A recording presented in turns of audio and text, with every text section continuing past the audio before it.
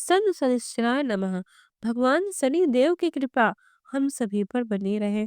यह परम पावन कथा श्रवण करने मात्र से मनुष्य को शनि के साढ़े साथी नहीं सताते, अर्थात शनि के साढ़े साथी के दुष्प्रभावों से मुक्ति दिलाते हैं। तो आइए आज शनिवार के दिन भगवान शनि देव की यह कथा को श्रवण करें और कमेंट बॉक्स में जय शनि देव अवश्य लिखें। एक बार सभी नौ ग्रहों में आपस में विवाद छिड़ गया। सभी नौ ग्रह आपस में कहने लगे कि हम में कौन बड़ा है। सूर्य, चंद्र, मंगल, बुध, बृहस्पति, शुक्र, शनि, राहु और केतु सब आपस में मैं बड़ा के नारे लगाने लगे। अब इनका निर्णय कौन करे? अतः वो सब इकट्ठा होकर देवराज इंद्र के पास गए। देवराज इंद्र इन नौ ग्रहों का निर्णय करने में बहुत ही घबराए और उन्होंने कहा कि हे नवग्रह, हम ये निर्णय करने में असमर्थ हैं, परंतु धरती लोक पर ऐसा है कोई जो तुम्हारा निर्णय कर सकता है कि तुम में कौन सर्वश्रेष्ठ है। सभी नवग्रहों ने एक साथ पूछा कि बताइए, पृथ्वी लोक पर ऐसा कौन है जो ये निर्णय करने में समर्थ है। राजा इंद्र ने कहा कि इस समय पृथ्वी पर राजा विक्रमादित्य का शासन है, जो एक अति न्यायप्रिय राजा है। वो इसका निर्णय अवश्य कर सकते हैं। सभी नौग्रह एक साथ मिलकर राजा विक्रमादित्य के पास गए और अपना विवाद बताया और कहा, हे राजन, हमें आपसे ये उम्मीद है कि आप इस बात का निर्णय बिल्कुल निष्पक्ष होकर सही सही लेंगे। राजा विक्रमादित्य उनकी इस प्रकार की बातों को सुनकर बहुत चिंतित हुए, क्योंकि वो जानते थे कि यदि इनमें से किसी ग्रह को छोटा बताया गया तो वह क्रोधित हो जाएगा और उन्हें दुष्परिणाम भोगना पड़ेगा। अतः राजा ने एक उपाय किया।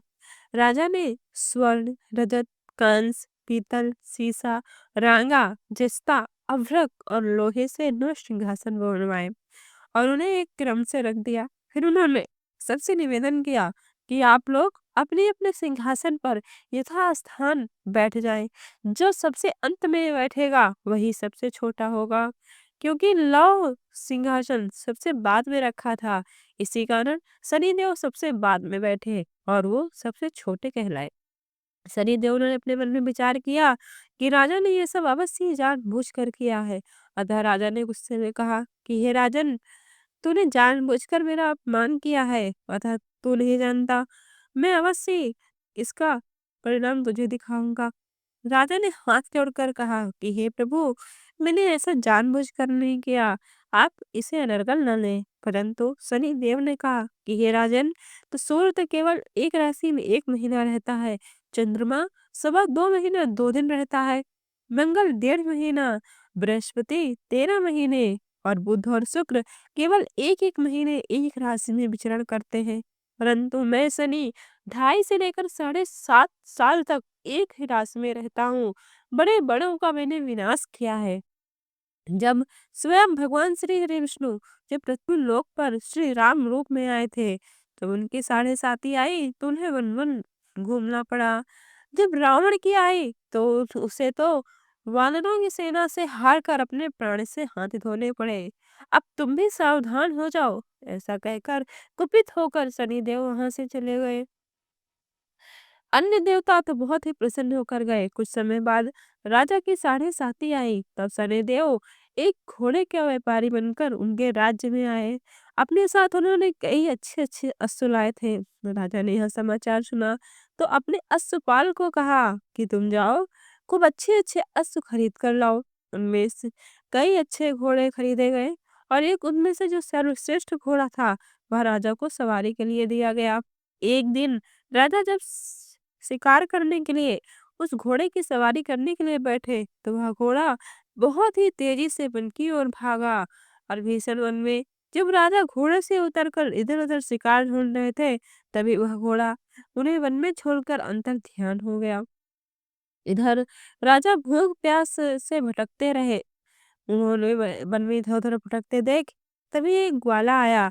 ग्वाले ने राजा को पानी पिलाया। राजा ने प्रसन्न होकर उसे अपनी अंगूठी दे दी और राजा उसे अपनी अंगूठी देकर फिर राजा अपने नगर को चल दिए। पर जब राजा नगर को पहुंचे तो उन्होंने देखा कि उनके राज्य में कोई और शासन कर रहा है।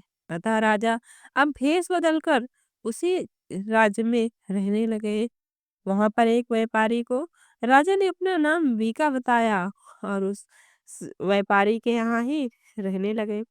जिस दिन राजा उसकी दुकान में जल ग्रहण किए भोजन ग्रहण किए, तो उस दिन उस सेठ की दुकान अत्यंत चली। उसके घर में खूब बिक्री हुई। अतः सेठ अति प्रसन्न हुआ और वो कहा कि हे वे बीका, तुम्हारे आने से आज मेरी बहुत बिक्री हुई है। अतः तुम चलो मेरे घर में चलकर भोजन करना। बीका बड़े ही प्रसन्नता के साथ मिथ उस व्यापारी के यहाँ यानी उस सेठ के यहाँ गया, भोजन करने लगा।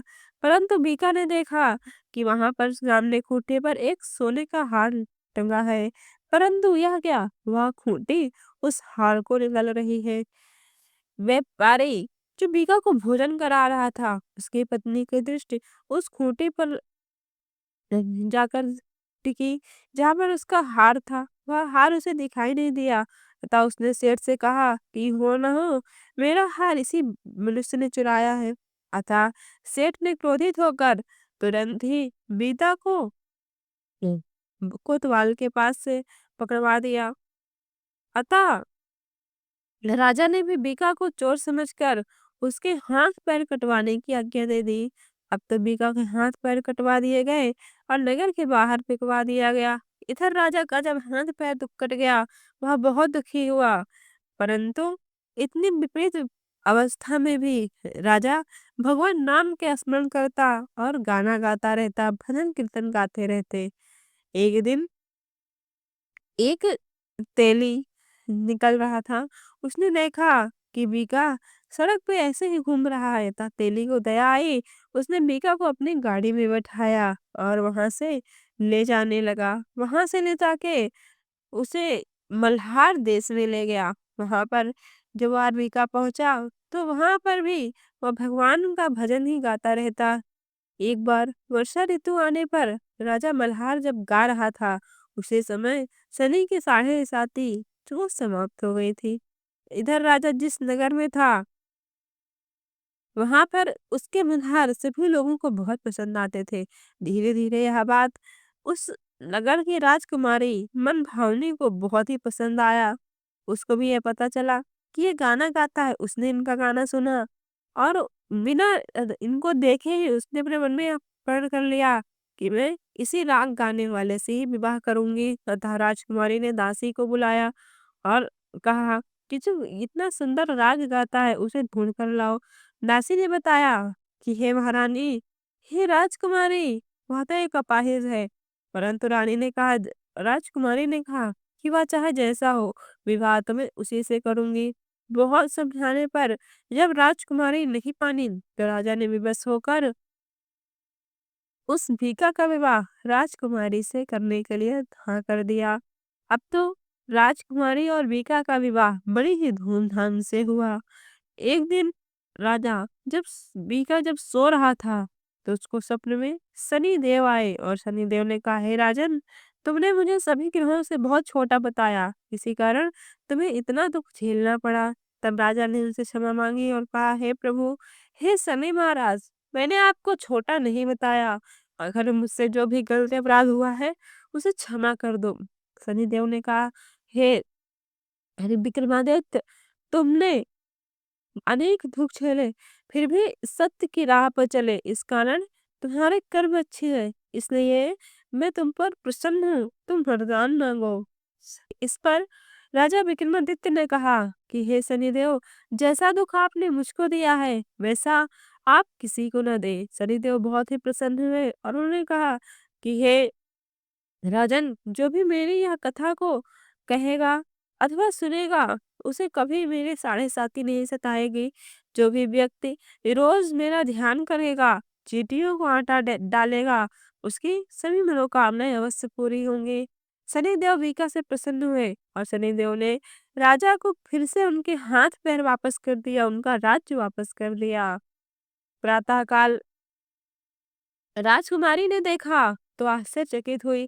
तभी बीका ने उसे बताया कि वह उज्जैन का राजा विक्रमादित्य है। सभी अत्यंत प्रसन्न हुए। सेठ ने जब सुना तो वह राजा के पैरों पर गिरकर क्षमा प्रार्थना करने लगे। राजा ने कहा कि यह तो शनि देव का क्रोध था, उनकी साढ़े साती थी, इसमें किसी का दोष नहीं है। सेठ ने फिर भी निवेदन किया कि मुझे शांति तब मिलेगी जब आप मेरे घर चलकर भोजन करेंगे। अब सेठ ने अपने घर में नाना प्रकार के व्यंजनों से राजा का सत्कार किया। साथ ही सबने देखा कि जो खूंटी हार निकल गई थी, अब वही उसे उगल रही थी। सेठ ने अनेक मोहरे देकर राजा का धन्यवाद किया। सेठ ने राजा से अपनी कन्या श्री गौरी का विवाह करने का निवेदन किया। राजा ने साहस से स्वीकार कर लिया। कुछ समय बाद राजा अपनी दोनों रानियों मनभावनी और श्री गौरी को सभी उपहार सहित लेकर उज्जैन नगरी को वापस आए। वहां राजा के राज्यवासियों ने सीमा पर खूब आदर सत्कार किया। सारे नगर में दीपमाला बनाई गई। राजा ने यह घोषणा की कि मैंने शनिदेव को सबसे छोटा बताया था, जबकि असल में वही सर्वोपरि है।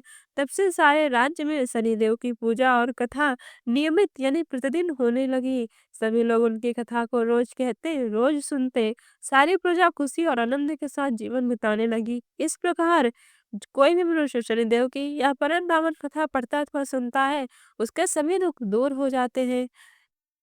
शनिवार का व्रत रख के इस परम पावन कथा को अवश्य पर सुनना अथवा पढ़ना चाहिए। एक बार प्रेम से बोलिए शनिदेव की जय। मित्रों, यदि ये कथा आपको अच्छी लगी हो तो वीडियो को लाइक अवश्य करें।